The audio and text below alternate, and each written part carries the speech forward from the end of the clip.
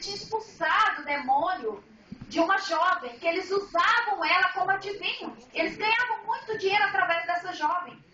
E o Senhor ministrou para Paulo ali, para Paulo ir lá orar para aquela jovem. E Paulo repreendeu o espírito imundo que havia naquela jovem. E eles não agradaram. Então eles foram, mandaram, pegaram Paulo e Silas, levaram ali para os grandes, né, donos daquela época. A minha Bíblia fala que eram o de vocês parece que são magistrados, né? E levaram eles até lá. Chegaram, irmãos, lá, olha, começou a humilhação de pregadores do Evangelho, homens que expulsavam demônio, homens que faziam a obra do Senhor. Rasgaram-lhe as vestes, depois pegaram, açoitaram eles com vara. Olha a grande humilhação que eles passaram ali diante de muitas pessoas. Rasgaram-lhe as vestes, açoitaram com varas e depois mandou prender no cárcere. E aqui a palavra de Deus fala que é no interior, né, do cárcere e no tronco, com os pés no tronco. Irmãos, eu estava lendo que o que significa esse interior do cárcere e com os pés no tronco, lá na prisão. Era um local que não era só de segurança máxima, não. Se fosse aqui hoje, para nós, era aquelas prisões de segurança máxima que não pode sair. Considerados grandes criminosos ficam nessas cadeias, né, nessas prisões. Eles estavam considerados ali como pessoas, por quê? Perigosas, porque colocaram num cárcere interior, num lugar de segurança máxima para que eles não pudessem fugir e com os pés no tronco. Mas esse cárcere interior e esse tronco não era só para a segurança máxima, era também para a tortura. Imagina o que eles não passaram ali naquela prisão. Depois de terem sido açoitados, né, as vestes rasgadas, açoitados com vara, presos, sem culpa nem motivo, eles eram para estar o quê? Indignados. E você? Como que você ficaria se você estivesse no lugar de Paulo e Silas hoje?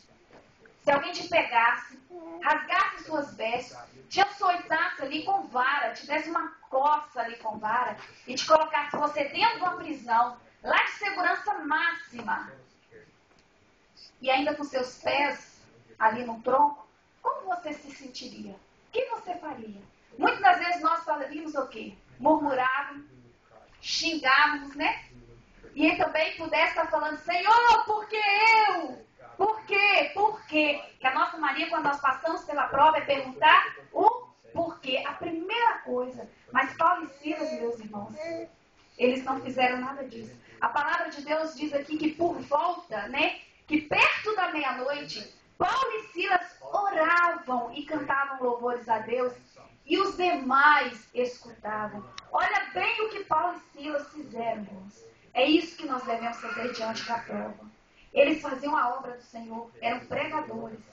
Né? Nós não fazemos nem a metade que Paulo e Silas fizeram naquela época. E às vezes nós murmuramos por qualquer prova. Agora, que humilhação, um homem de Deus está dentro de uma prisão, um homem de Deus ser açoitado, as vestes rasgadas e os pés ali presos nos troncos. Não é verdade? Mas eles começaram a cantar, oravam e cantavam. Oravam e cantavam. Eles celebraram ali ao Senhor com o quê? Com hinos, não é verdade? E aqui fala que dentro da prisão todos ouviram. Eles não cantaram só para eles, foi para toda a prisão. Imagino que aqueles presos devem que ficaram pensando assim, esses homens são doidos. Estão tudo aqui presos, sendo torturados, né? Passaram por grande humilhação e está aqui dando glória a Deus, falando com o Deus deles como se nada existisse. Não dá para acreditar. Quem é isso? Irmãos, eu tenho algo para falar para vocês nessa noite. Aí é que está a grande diferença do servo de Deus. O servo de Deus, aonde quer que ele esteja, ele é diferente. Aleluia. Aonde quer que ele esteja, ele tem que fazer a diferença. Então, eu e você, aonde nós estivermos, nós temos que fazer a diferença. Passando pela prova ou não, nós temos que ser a diferença. E aqui, a palavra de Deus fala que eles fizeram a diferença ali. Por quê? Enquanto os presos ficaram ali, eu imagino, né? Não é a palavra que está me falando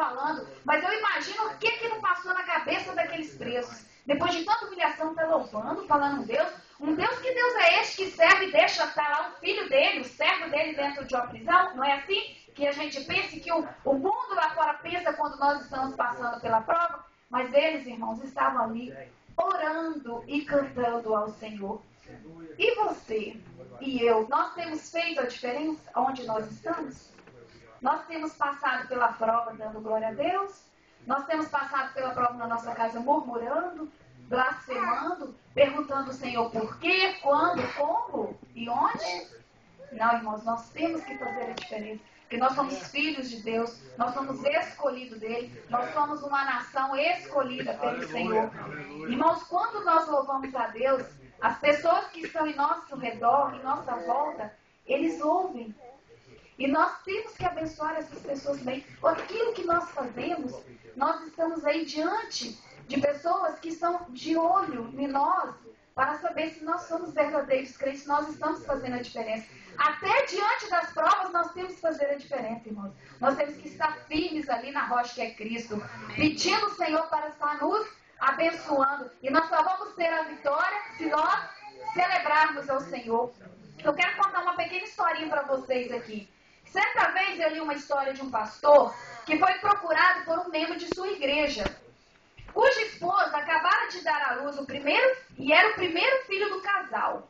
E ele chegou perto do pastor e disse: pastor, eu estou na aprovação. Nosso filho tem síndrome de Down. Ainda não disse a minha esposa e nem sei como vou dizer. Aquele pastor abriu a Bíblia e disse: meu irmão, não se preocupe, isso vem do Senhor. Celebre da mesma forma, como se seu filho fosse uma criança normal. Deus sabe o que faz. E a seguir leu ele a passagem do Antigo Testamento. E disse-lhe o Senhor: quem fez a boca do homem? Ou quem fez o mudo? Ou o surdo? Ou o que vê? Ou o cego? Não sou eu, o Senhor? Aquele homem leu o versículo e ficou a meditar na passagem por alguns instantes. A seguir, fechou a Bíblia, saiu vagarosamente e foi direto para o hospital onde estava a esposa.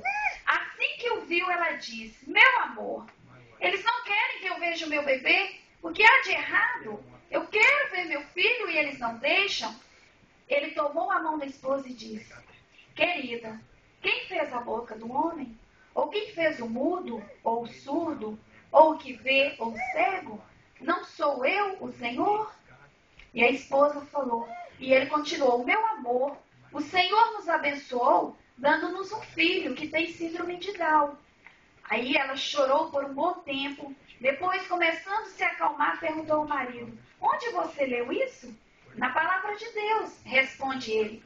Deixa-me ver, pediu ela, e leu o texto. Enquanto isso, a notícia corria pelo todo o hospital.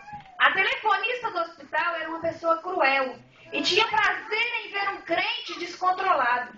Ela sempre dizia que não havia diferença entre os crentes e as outras pessoas.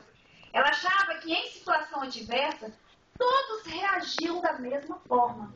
Ela achava que em situação adversa, todos reagiam da mesma forma. Por isso, quando a mulher ligou para sua mãe para dar-lhe a notícia, a telefonista ficou ouvindo a conversa, crendo que a jovem mãe iria desesperar-se. Mas o que ela ouviu não foi bem o que esperava. Mamãe, o Senhor nos abençoou dando-nos um filho que tem síndrome de Down.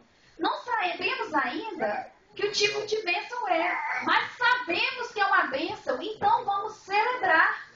Não chorou, não desesperou e nem blasfemou contra Deus. A telefonista ficou perplexa, mas depois passou a contar o caso a todo mundo. Daí a pouco, o hospital inteiro comentava o caso daquele homem e da reação de sua esposa. No domingo seguinte, quando aquele homem foi à igreja, teve a alegria de ver a telefonista e mais algum membro da equipe do hospital. No final da pregação, o pastor da igreja fez um apelo. Naquele dia, as enfermeiras do hospital que estavam ali na igreja foram à frente e aceitaram Jesus. Irmãos, não podemos celebrar por todas as circunstâncias, mas devemos celebrar em todas as circunstâncias. Amém? Aquele casal tinha uma criança que era síndrome de Down.